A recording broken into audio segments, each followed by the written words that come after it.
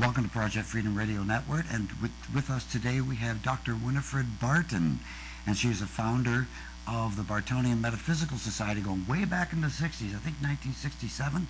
Yes. It was originated, and we have the pleasure of having Dr. Barton with us today, and we're going to do a little bit of interview, and let's go back in time. Okay, let's go back in time like 1967, and no, let's go even back further.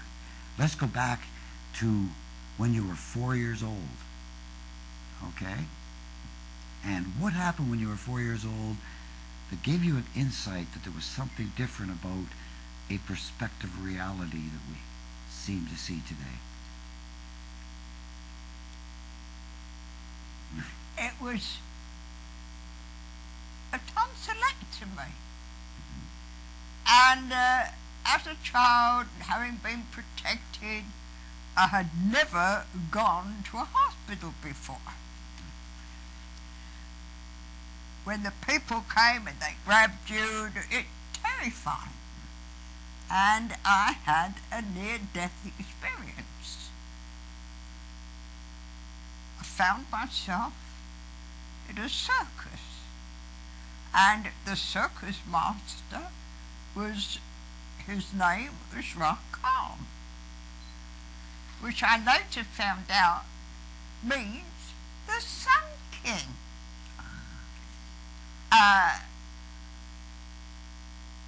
After a week of unconsciousness, I woke up and found that I had learned so much during that week of death.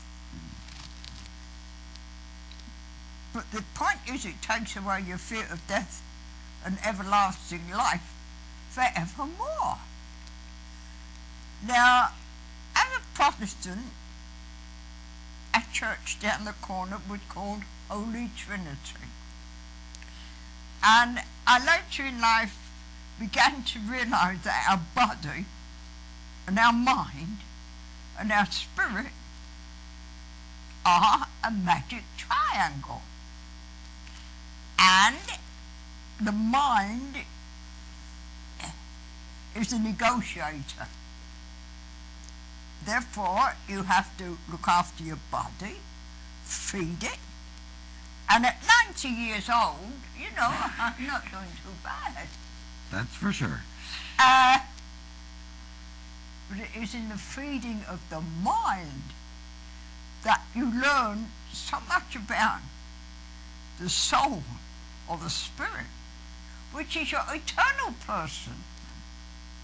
And therefore, our Bartonian Metaphysical Society is so appropriately initialed, because I constantly use initials in these days.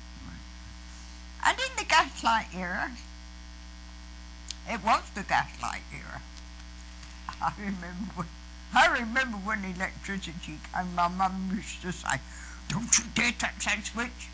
You know, it will kill you instantly," because this advice has been given out, you know mothers.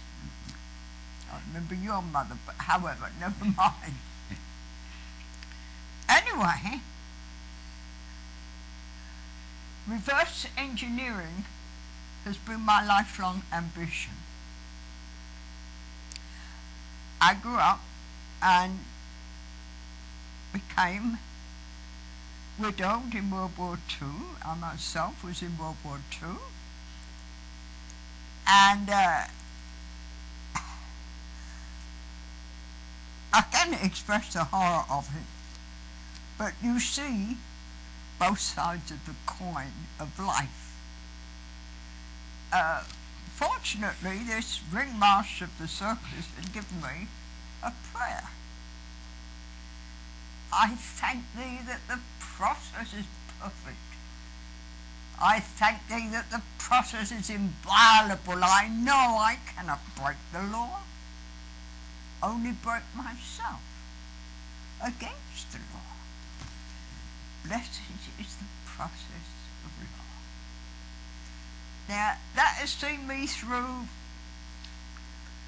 the most horrific incidents in life.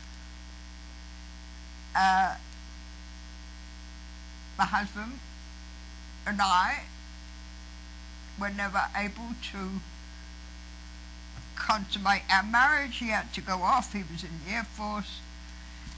He was killed. And all I wanted to do was get away. And this is how I met Ernest, came to Canada, on the farm, cold weather. I'll never forget getting off that train. It was in March, in Winnipeg. Oh God! Oh wow! Yeah. So then you started to work for the government, didn't you? Oh yes, I worked for the government of Canada. But my primary job, I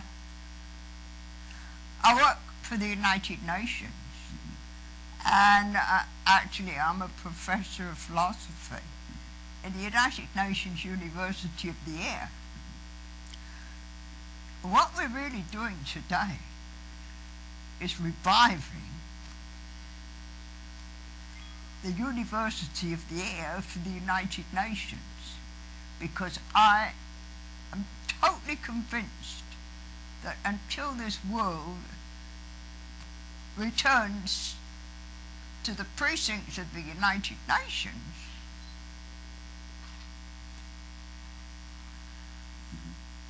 we're at the creek. Ship Creek, that is. Let's go back to 1967. You started writing a book. Was it not Liliad Archon? And was that not the instrument that basically got you into formulating the BMS? Yes, I have written 3 books.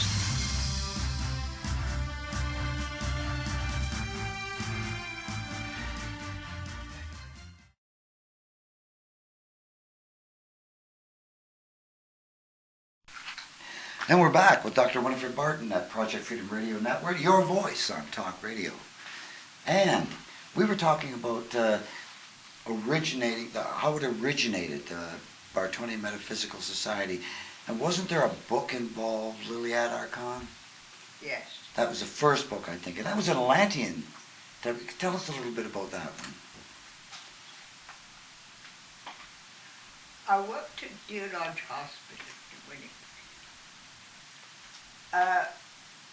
Through the years, we had bought a cafe and gone through a whole series of build-up. And then I went to a spiritualist meeting, and who should show up again but Liliad Archon. And all of a sudden, the money that we'd invested in other things all came back to us. And so I got a promotion. In the same week, I moved to Ottawa. By this time, I had written many, many books in order to get my doctorate, which I got in England by mail order, which is perfectly legitimate. And I was invited to become a professor with the United Nations. I think I mentioned that to you. And I came to understand that the universe works on magic, pure magic. And another word for magic is metaphysics. And I hope before we finish our program, I'll have you convinced. Fair enough? Fair enough. Fair enough.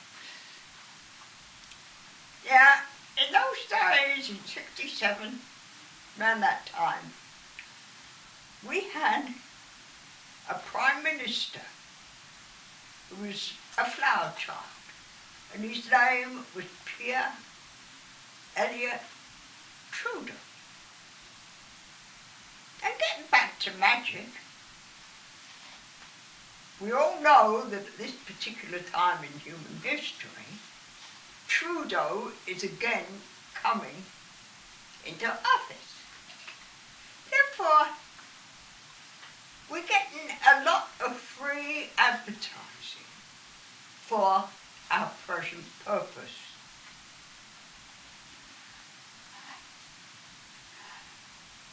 It was in Ottawa that we set up the Bartonian Metaphysical Society. I just happened to have a good friend who happened to be the Deputy Speaker in the House of Commons in Ottawa. And he was the one who wrote up our charter.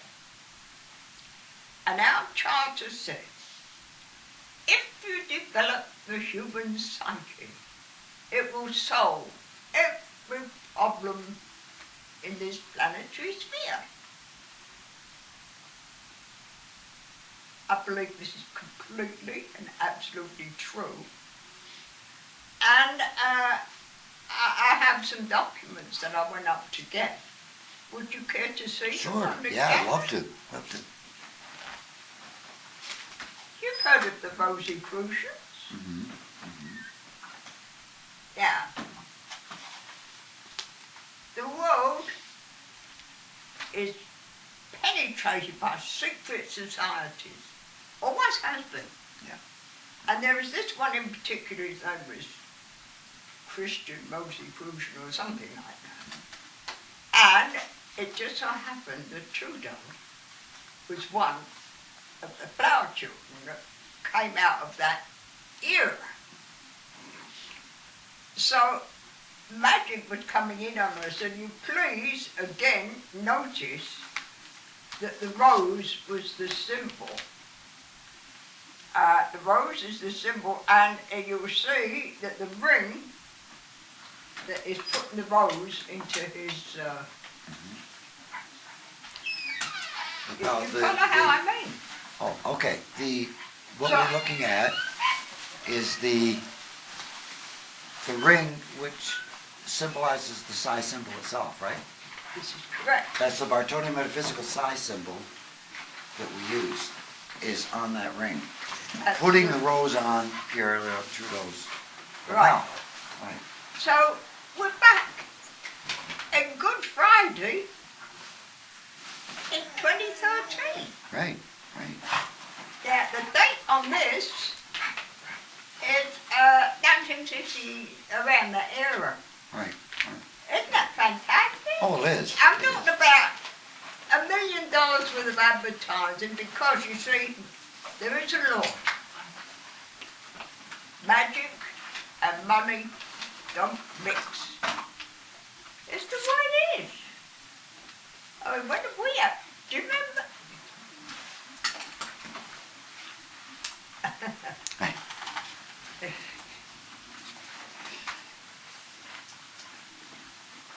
You're gone. Okay. So we're back in 67. we're back in We're in 1967, and we're in Ottawa. Now, if you got 495, okay. Yes. Tell us about 495. Why did you purchase that? Was it for the sole purpose of the BMS?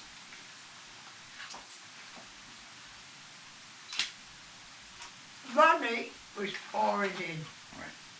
with the concepts that we were teaching. Mm-hmm. Everybody wanted to enjoy the magic, Right. if you want to put it that way. Right.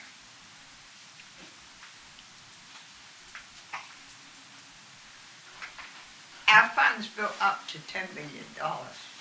And this originated from 495, which is a street number of a street in Ottawa, right? Lion Street. Lion Street, okay. Lion is very important. Oh, of course it is.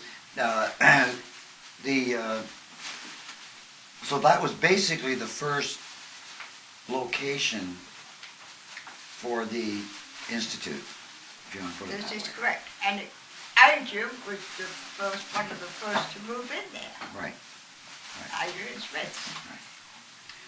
which is one of our board of directors. Yeah. Okay, so now we're at 495, and then there was a big change, Yes. okay? We bought the church at 2000 Lion Street. It was a great, huge stone church.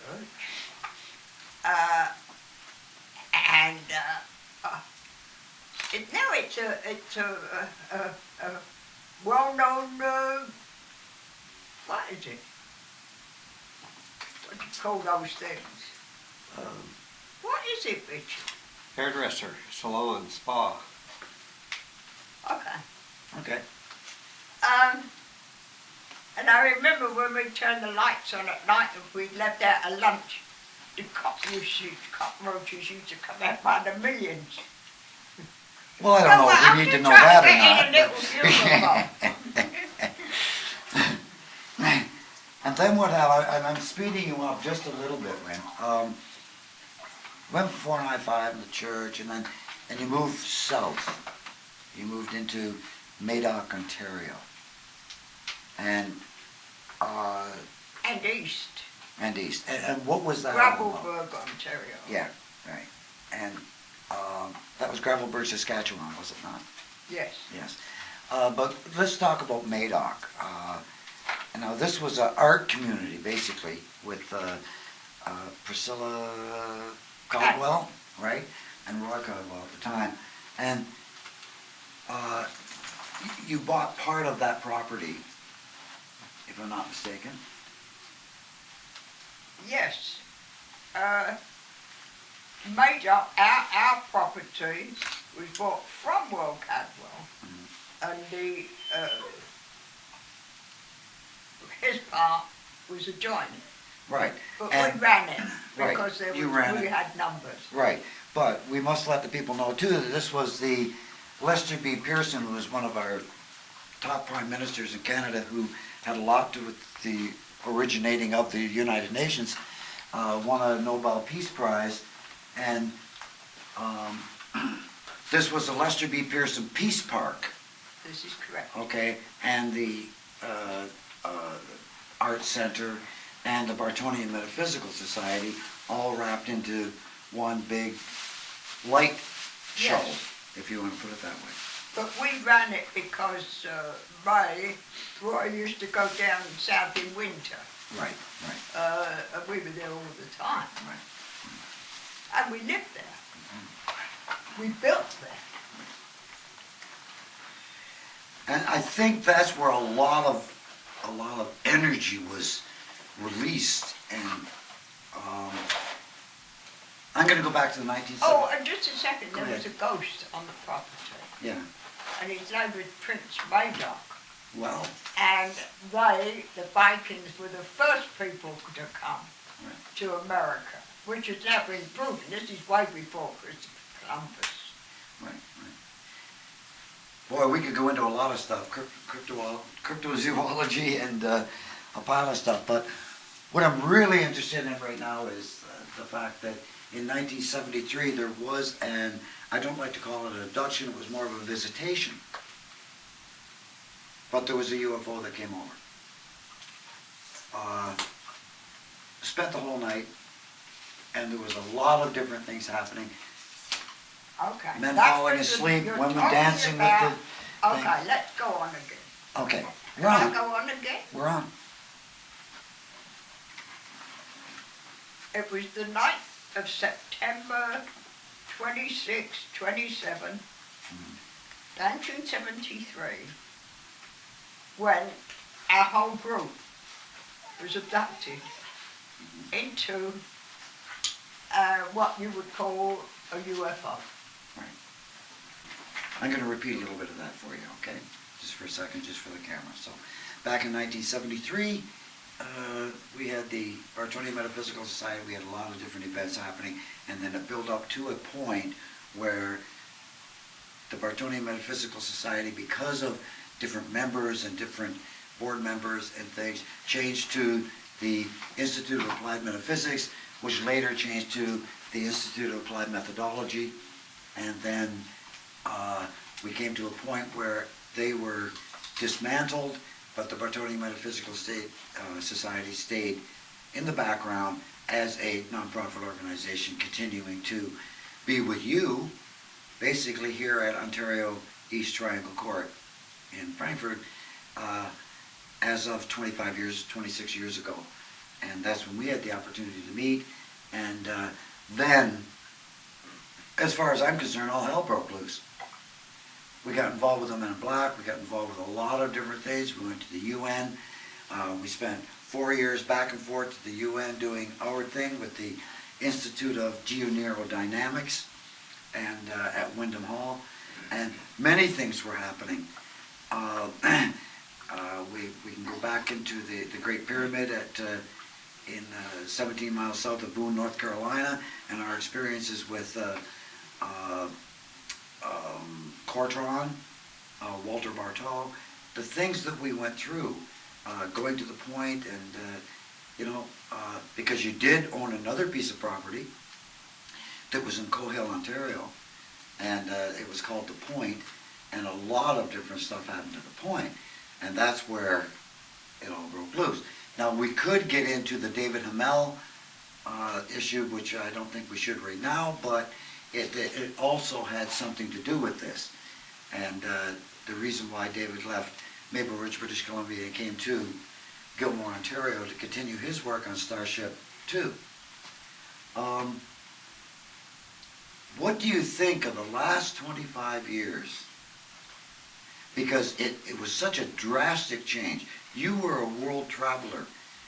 You met with kings and queens and taught on the Nile, going up the barges of the Nile and teaching, and everything was so active for you. And then all of a sudden, 25 years ago, it was stagnant. But it was amazing the way that you continued to write, and you continued to spread the word of light, basically. There are two sides to every coin. What happened was a member of Parliament brought up the subject that I had been to Atlantis, that I was stealing government secrets. It totally ruined my reputation. And it's only in recent times, seeing as I'm, heading out of this business, that I need to justify it for my family and my progeny. I mean, they made me up to be a book. They said I was stealing government secrets, and it's unbelievable what happened. Because after we pulled our resources and we bought this Cohill community, which is 1,400 acres of land, and we built on it, and we spent a small fortune on it, including my home, because I had sold my home in Otter's, etc., in order to be able to be honourable when I went into, you put in whatever you want. If you had nothing, you could still get in. If you had $1 million, you had to put it in. That was our system. And it's a very good system for 2013 if the world is going to survive. Because you've got, one hand you've got children starving to death, and you've got a pope, or we did have a pope, who was getting $1 million a year in salary, apart from all the pomp and the ceremony that is not very Jesus-like. Actually, there's been reports through the media that it was considerably a lot more than $1 million for the Pope. He has a budget that he can use for his own disposal of $200 million per year. And but we don't need to go into the Pope.